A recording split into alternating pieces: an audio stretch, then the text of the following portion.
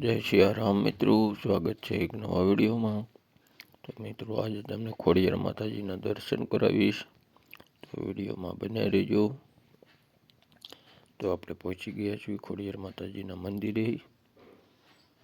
આપ દર્શન કરી શકો છો મિત્રો. વિડીયો ગમે તો લાઈક કરજો, શેર કરજો, અને ફેસબુકમાં જોતા હોય તો ફોલો કરજો, યુટ્યુબમાં જોતા હોય તો સબસ્ક્રાઈબ કરજો, જેથી આવા નવા વિડીયો જોવા મળી જશે. મિત્રો, આપ દર્શન કરી લો અને કોમેન્ટમાં જય ખોડિયારમાં જરૂરથી લખજો. જય માં ખોડિયારમાં.